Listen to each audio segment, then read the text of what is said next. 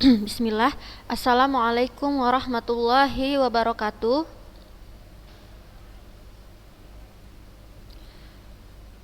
Alhamdulillah, puji syukur kita ucapkan kepada Allah Subhanahu wa taala yang mana dengan rahmat serta karunia darinya kita bisa mengikuti kembali kegiatan belajar daring pada hari ini. Alhamdulillah anak-anak ustazah, hari ini kita diberi kemudahan untuk bisa melanjutkan kembali materi kita, yaitu tentang pelajaran bahasa Indonesia ya.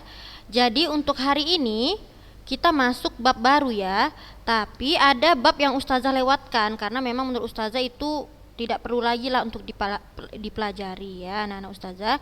Jadi sebelum ustazah menyampaikan materi, besarlah harapan ustazah agar anak-anak ustazah dapat memahami apa yang ustazah jelaskan ini dengan sebaik-baiknya ya.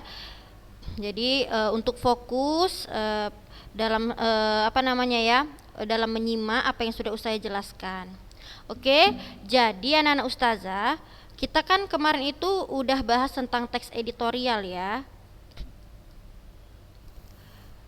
Sebelumnya anak-anak ustazah, apa kabarnya ini semuanya?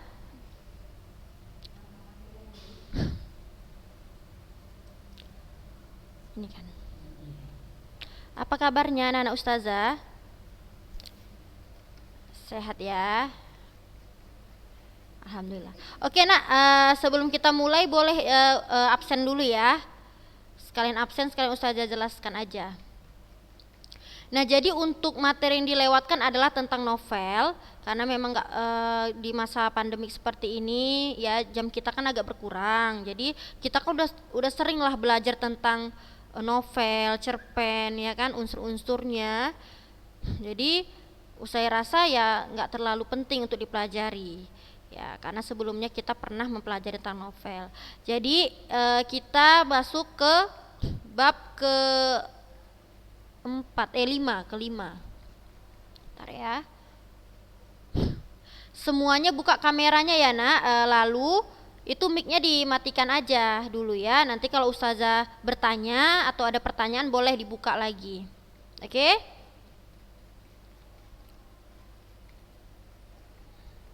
Nah, jadi anak-anak ustazah, sekarang kita memasuki materi bab kelima ya. Nah, pada bab kelima ini kita akan membahas gagasan melalui artikel. Jadi sebenarnya anak-anak ustazah, untuk artikel itu hampir sama dengan teks editorial. Tetapi di sini kita lebih untuk menganalisis faktanya, informasi opininya yang mana, seperti itu kan. Kenapa ustazah katakan ini penting untuk dipelajari? Karena memang kita ya, kalau bisa kita itu belajar tentang hal yang ilmiah. Jadi suatu waktu kalau kita mau melakukan suatu pengkajian, membuat suatu tanggapan kritis, kita bisa membuatnya dengan baik ya, sehingga itu bisa ditampilkan di media cetak seperti itu ya, seperti koran. Ya, jadi artikel ini seringlah kita jumpai baik itu di media elektronik ataupun cetak. Kalau di media cetak ya seperti majalah, koran seperti itu kan. Tapi kalau dia media cetak bisa seperti di internet ya kan. Anak-anak ustazah pasti sudah sering membaca artikel. Ya, kalau udah kita buka Google pasti udahlah apa aja lah artikel di situ ada tersedia di Google ya anak-anak ustazah. Jadi nggak salah sebenarnya kalau kita belajar untuk menulis artikel ya. Ya, itu sangat penting nanti untuk kalian kuliah, mudah kalian dalam membuat suatu tulisan, gitu. Oke ya, jadi apa tujuan kita mempelajari ini?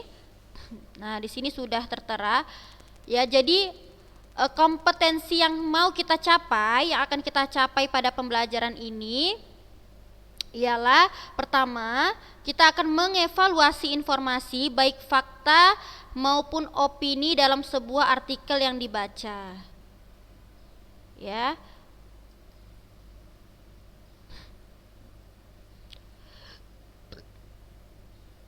Oke, lalu apa? Satu yaitu menemukan informasi dalam artikel opini yang dibaca. Yang kedua, kita akan membedakan antara informasi, fakta dan opini.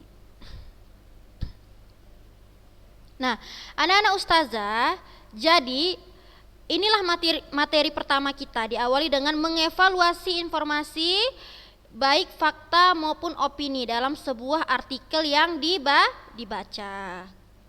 Ya. Nah, jadi sebelumnya anak-anak ustazah udah pernah kan mempelajari opini dan fakta? Pernah?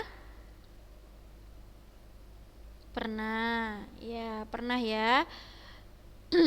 Jadi, disinilah kita akan mengungkapkan ataupun menemukan mana sih yang termasuk informasi opini, yang mana termasuk informasi fakta. Nah, jadi ya artikel itu sama dia pengertian seperti editorial. Jadi dia itu sama seperti menjelaskan isu yang beredar, yang mana isu tersebut dia memang kontroversial, fenomenal. Nah, diangkatlah oleh redaksi. Paham ya, diangkat oleh redaksi. Siapa yang tahu redaksi itu apa? Kita harus tahu dulu kalau belajar artikel. Coba, yang tahu redaksi itu apa? Coba jelaskan. Coba nak, tahu nggak redaksi, redatur ya kan? Redatur maksudnya. Redaksi itu apa? Ada yang tahu nggak redaksi itu apa? Nggak ada nih. Ayolah, harus tahu dulu redaksi itu apa kan. Jadi kita bisa istilahnya lebih gampang kita mempelajari artikel ini. Jadi paham Ananda sekalian. Coba dulu ya, Sofi Magrina, redaksi itu apa menurut Sofi Magrina?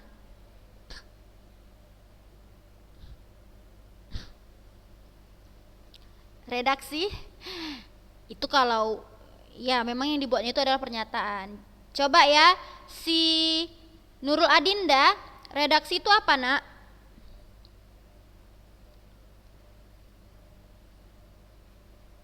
Kalian kan pernah baca kayak majalah kan?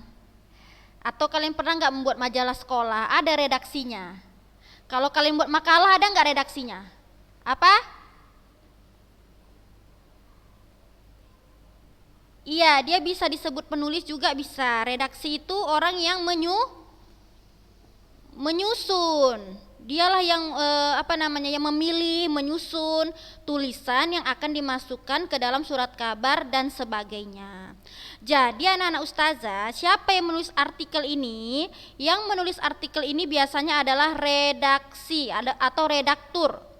Ya anak-anak ustazah, yang menulis itu adalah redaktur, karena dalam sebuah majalah itu kan itu ada redaksi-redaksinya tuh. Redaksi itu badan ataupun ya badan yang memilih dan menyusun tulisan yang akan dimasukkan ke dalam surat kabar. Dialah yang memilah-milah mana yang cocok dimasukkan di surat kabar. Ya, tapi si redaksi ya yang berkaitan dengan badan pemilihan atau penyusunan tulisan tersebut juga dia bisa membuat suatu artikel tentang suatu isu yang dibahas. Pernah nggak anak-anak ustazah kalau pernah melihat koran ya, itu pasti ada kan berupa berita-berita gitu kan? Kalau berita yang paling penting itu dia terdapat di bagian awal bukan? Ya kan, yang paling viral di awal. Itu berita, beda loh berita dengan yang namanya artikel ataupun editorial. Jadi editorial ataupun artikel itu lahir, itu muncul dari adanya suatu berita. Misalnya berita mengenai virus corona udah menyebar lah, adanya vaksin corona. Nah, jadi si redaksi tadi membuat tulisan dia, pendapat dia tentang berita tersebut. Jadi anak-anak sekalian, kalau membuat suatu teks artikel ataupun editorial itu harus tahu dulu beritanya. Ya, dicari dulu beritanya dan dihubungkan antara berita satu dengan berita yang lainnya di media yang berbeda. Jadi bisa diambil istilahnya ya, kesimpulannya seperti itu ya. Nah, sampai sini udah paham nggak tentang apa itu artikel? Udah ya, bisa dipahami ya? Sampai di sini udah paham belum tentang apa itu artikel? Udah ya? Oke. Nah, jadi kita baca dulu. Membaca surat kabar atau majalah ibarat makan sehari-hari, apalagi di era kini yang memungkinkan setiap orang mudah untuk mendapatkan bacaan jenis ini. Kamu pasti juga menjadi bagian dari orang-orang yang membaca surat kabar dan majalah. Pernahkah kamu mengamati majalah atau surat kabar secara khusus? Apa yang dapat kamu temukan dalam surat kabar tersebut? Jika dicermati, berita dalam majalah atau surat kabar terdiri atas beragam rubrik. Dari segi isinya, koran majalah tersebut dapat berupa rubrik politik, hukum, olahraga, pendidikan, dan lain-lain. Nah, jadi itu kayak Ustazah bilang ya. Nah, jadi sekarang kita coba baca teksnya aja ya. Nah, ini ganti-gantian bacanya ya. Untuk yang pertama si Najla ada hadir nggak hari ini? Najla ada nggak? Najla. Saja pilih dulu yang membacakan ya. Ganti-gantian kita bacanya. Nah, Najla ada kan? Najla Aziza. Coba Najla baca dari judul sampai ini. Paragraf kedua sampai paragraf kedua ya. Oke, silahkan.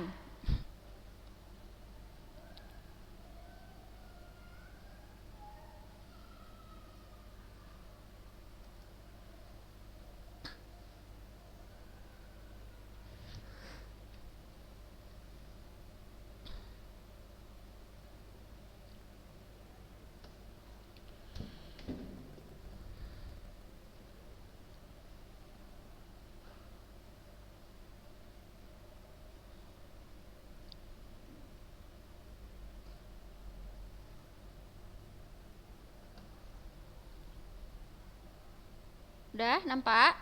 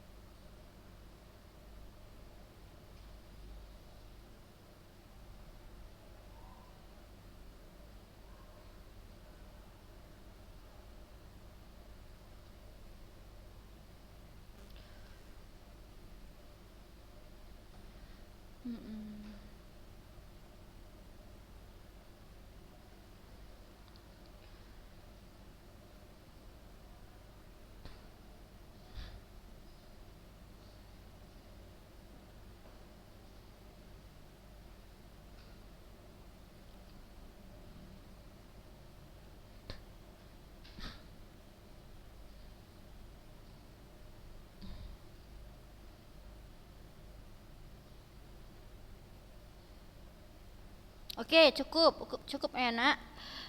Coba selanjutnya, Kaila Wanda ada di situ. Oke, udah lanjut ya. Yang ini ya? Tadi sampai mana? Oh iya ini. Oke lanjut.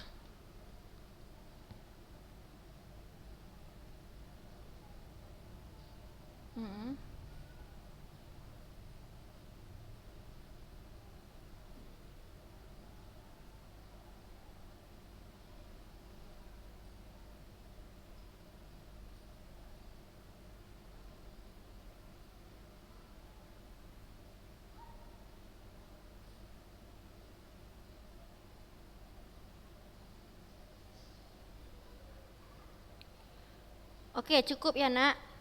Dah. Coba Sofi Nabila yang terakhir ya, Sofi Nabila. Lanjut nak.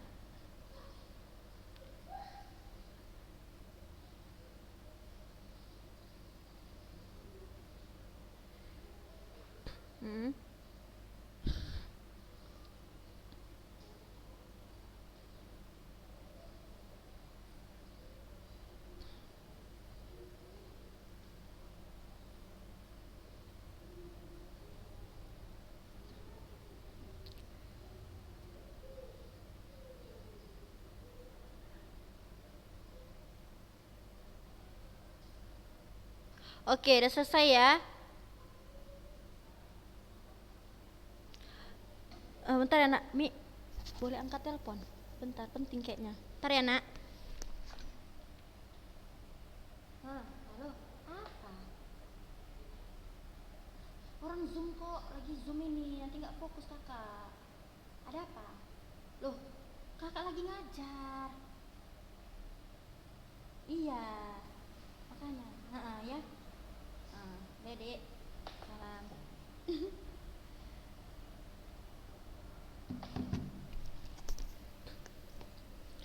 Oke, udah dibaca tadi ya.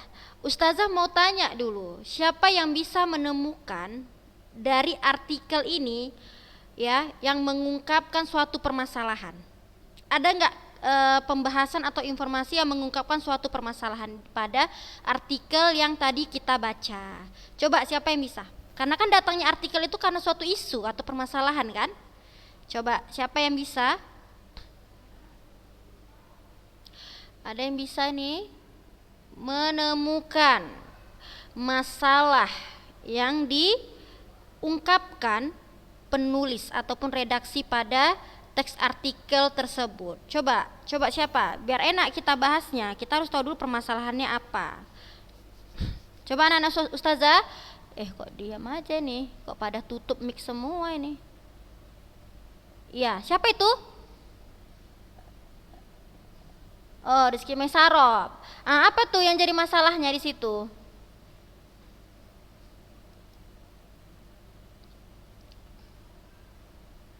Iya, betul. Itu ya. Ada di paragraf ini secara tersuratnya. Yang menjadi masalah adalah apakah semua anak di Indonesia sudah dapat mengakses pendidikan? Di atas kertas sekolah memang gratis katanya, tetapi di lapangan masih banyak ditemukan iuran yang harus dibayar oleh siswa kepada sekolah. Nah, tentunya datangnya masalah ini karena beberapa berita ataupun memang isu yang sudah bergulir, ya kan? Yang mana isu tersebut, ya kan, menggiring opini bahwasannya memang tidak semua anak dapat mengakses pendidikan seperti itu. Nah, coba itu kan tadi masalahnya, itulah yang mau dibahas sama penulis tadi kan. Ada tidak redaksi tersebut, penulis tersebut memberikan solusi? Siapa yang bisa? Ada nggak penulis tersebut memberikan solusi pada teks tersebut? Ada yang bisa menjawabnya, anak ustazah? Nanti ustazah kasih nilai ya, insyaallah. Ayo.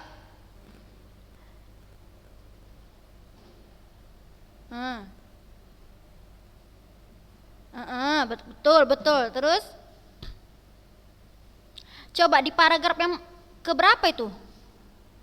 Ini ya, paling atas. Oh ini kan? Coba perhatikan semuanya ya. Jadi biar tahu perbedaan antara artikel dengan berita. Kalau berita dia nggak ada dikasihnya solusi, ya kan? Nah, coba yang mana tadi? Ini ya. Nih sekolah swasta, ya memberi perhatian terhadap anak-anak miskin kan? Iya, di sini nak, kalau kita lihat kita baca secara tersirat, memang iya, memang udah ini sebuah solusi yang diberikan oleh si redaktur, oleh penulisnya. Karena lihat saja ya, ada kata pendukung yaitu ada kata seharusnya. Kata seharusnya itu adalah kata untuk untuk mengajak atau untuk bisa memengaruhi, mendorong seseorang untuk melakukan suatu perubahan. Ini dia, ada kata persuasifnya.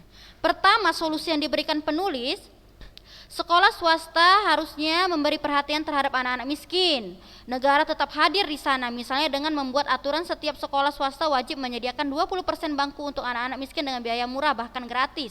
Sekolah swasta bisa menerapkan subsidi silang untuk bisa menampung anak-anak miskin. Lalu, tak hanya itu, negara perlu berperan untuk mengawasi agar sekolah tidak melanggar hak-hak anak dalam memperoleh pendidikan. Banyak sekali solusi yang diberikan. Baru dia buat juga sampai sini kayaknya solusinya yang diberikan banyak ya. Negara harus hadir dan memiliki tanggung jawab besar terhadap pendidikan anak-anak miskin. Sebab sekolahlah harapan satu-satunya agar mereka bisa mengubah nasib dan keluar dari jebakan kemiskinan. Nah itu. Jadi anak-anak ustazah harus dipahami bahwa yang memberikan solusi di sini bukanlah pemerintah. Paham ya? Yang memberikan solusi pada teks ini adalah penulisnya. Penulis menyampaikan pendapatnya yang berupa tanggapan kritis. Itu tadi yang namanya tanggapan kritis. Berupa saran. Masih ingat kan tentang tanggapan kritis kan? Ada saran, ada penolakan, ada persetujuan, itu semua tanggapan. Kita bebas memberikan tanggapan, asal tanggapan yang kita berikan harus sesuai dengan alasan yang logis. Begitu ya anak-anak ustazah, dan tidak menyakiti pihak lain, seperti itu. Nah jadi itu tadi solusi yang diberikan penulis. Oke ya. Nah sekarang sama-sama kita mencari fakta dan opininya. Coba dari kalimat ini, coba dari bagian ini. Tapi tunggu dulu, sebelum itu ada sedikit inilah ya tambahan informasi lah tentang artikel. Jadi tadi maksud ustazah biar anak-anak ustazah itu bisa membedakan antara berita ataupun artikel. Kalian perhatikanlah, kalau dia berita dia tuh nggak memberikan solusi, tetapi ada berita yang dia memanas-manasi, benar nggak? Iya kan? Kalau kita tidak cerdas memilih berita, ya kan, itu bisa loh kita termakan hoaks. Karena bukan solusi yang diberikan, tetapi memang kayak seperti mengadu domba, paham ya? Nah itu kalau berita. Yang penting di berita tersebut isunya itu semakin merebak, semakin meluas. Nah itu kalau berita tujuannya. Nah disinilah pada artikel ataupun editorial diberikanlah solusi ataupun pencairan lah terhadap isu-isu yang berkembang. Itu tadi. Jadi beda dengan artikel dengan berita. Oke ya, jadi itulah informasi sedikit ya tentang tadi berita dengan artikel. Oke, jadi sekarang dari paragraf ini, ketiga ini, ustazah mau tunjuk dulu si Nurul Khairani. Kok nggak muncul ini gambar kalian? Coba kameranya dibuka lah nak.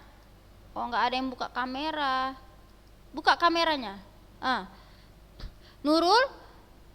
Mandet ya, lagi nyangkut di pohon nih jaringannya, sabar ya, iya ya nak, iya mandet ya nak, oke, Nurul Khairani ada,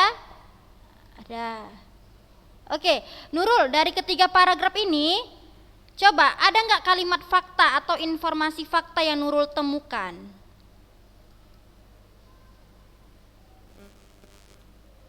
Iya. Tunjuk coba yang mana? Udah tahu Nurul kan kalimat fakta kan? Coba aja nggak apa-apa, nggak usah ya cubit kok salah. Coba yang mana?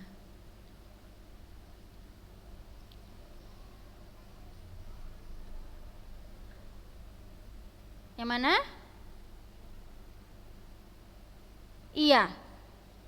Iya betul. Iya betul karena dia ada pasalnya lagi kan, ya itu termasuk fakta ya. Jadi fakta itu bisa dia berupa jawaban dari 5W tambah 1H, bisa fakta itu adalah yang suatu yang bersifat nyata gitu ya, yang memang sudah terjadi, itu yang memang bisa dibuktikan. Coba lagi yang lain ya. Hanifah Fitri ada? Mana sih Hanifah Fitri? Hanifah ada nak. Coba Hanifah ada nggak menemukan kalimat fakta lagi setelah yang tadi itu? Coba.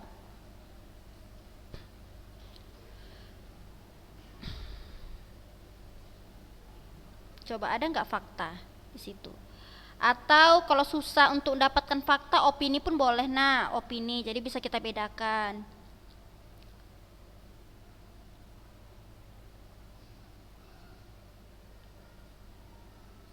Coba.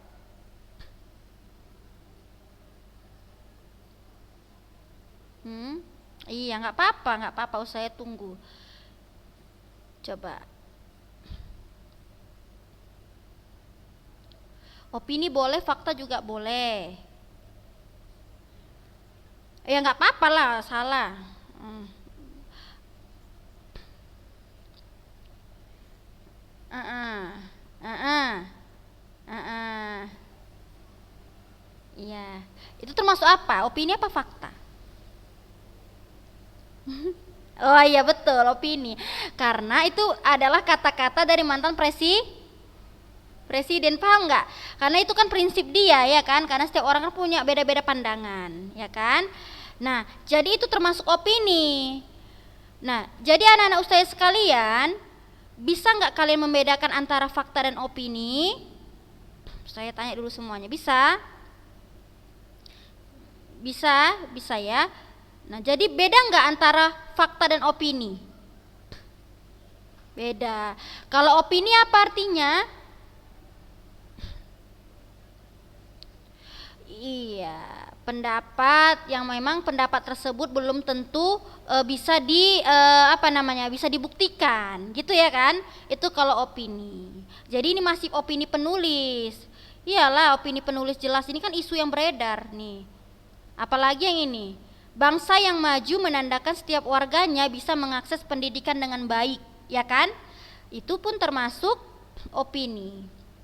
Nah jadi anak-anak ustazah untuk fakta, jadi fakta itu dia ada yang memang jawaban dari 5W tambah 1H. Coba kita lihat dulu kalimat yang ini ya. Di Indonesia, setiap orang berhak mendapatkan pendidikan yang layak seperti digariskan dalam pasal 31 Undang-Undang Dasar 1945. Ya kan? Kalau dia ini adalah jawaban dari 5W tambah 1H, tahu kan 5W tambah 1H kan nak? What, where, tahu kan? Siapa, apa kejadiannya, mengapa terjadi. Coba anak-anak ustazah, ini unsur apa? Jawaban dari unsur yang mana anak-anak ustazah? Yang ini, kalimat ini. Coba, kan ada where, ada why, ada who. Who itu siapa? Where ada di mana itu terjadi gitu misalnya. Apa yang terjadi gitu. Coba. Apakah yang terjadi? Iya kan? Bisa. Ada satu unsur lagi. Enggak, belum bisa. Iya betul. Di mana? Iya kan? Ada nggak jawaban di mana di situ? Ada, yaitu di Indonesia. Lalu apa yang terjadi? Ini dia, setiap orang berhak mendapatkan pendidikan yang layak. Tapi yang bagaimananya boleh loh rupanya, baru ini karena ada kata ini kan, seperti ya kan, perinciannya lagi boleh. Tadi siapa yang jawab bagaimana tadi? Marhama. Iya, betul ya nak. Jadi semuanya betul. Jadi itu nanti kalau dapat disuruh cari fakta dan opini dengan cara yang cepat, itu aja buat kayak gitu, bisa ya. Ada rumusnya. Jadi memang cari fakta dan opini itu nggak asal-asalan dia, ya kan? Oke. Kita lihat lagi ya dengan Ustazah bimbing anak-anak Ustazah sekalian untuk sama-sama mencari fakta dan opini. Tapi kan sepertinya opininya lebih banyak ya kan? Coba bisa nggak kalian jelaskan sama Ustazah kenapa opininya lebih banyak di sini? Sepertinya ya. Coba. Ustazah mau tahu jawaban kalian. Kenapa sih opininya lebih banyak daripada fakta? Coba. Karena iya tahu ya kenapa? Kenapa lebih banyak opininya daripada faktanya? Kalau berita kan lebih banyak faktanya, benar kan? Ya enggak? Iya, masya Allah, pinter. Siapa itu yang jawab nak? Uci. Iya benar, karena dia adalah sebuah artikel yang merupakan pendapat orang memang, paham ya? Aduh, udah habis waktunya nggak terasa. Udahlah kalau gitu, nanti boleh baca-baca lagi ya. Nah jadi anak-anak ustazah begitulah cara menemukan fakta dan opini. Dan jawabannya tadi kenapa dia lebih banyak yang opininya ya karena memang penulisnya sendiri yang mengungkapkan pendapatnya. Oke anak-anak ustazah ya, mudah-mudahan pembelajaran kali ini bisa dipahami dengan baik ya. dan nantinya kalau ada tugas bisa dikerjakan dengan baik. Jadi jangan lupa berdoa ya, minta perlindungan agar segeralah pandemi ini berakhir ya anak-anak ustazah. Jadi ustazah mohon maaf kalau misalnya ada kesalahan dalam kata ya ataupun perbuatan. Sekian ya dari ustazah. Sampai jumpa minggu depan insya Allah. Assalamualaikum warahmatullahi wabarakatuh.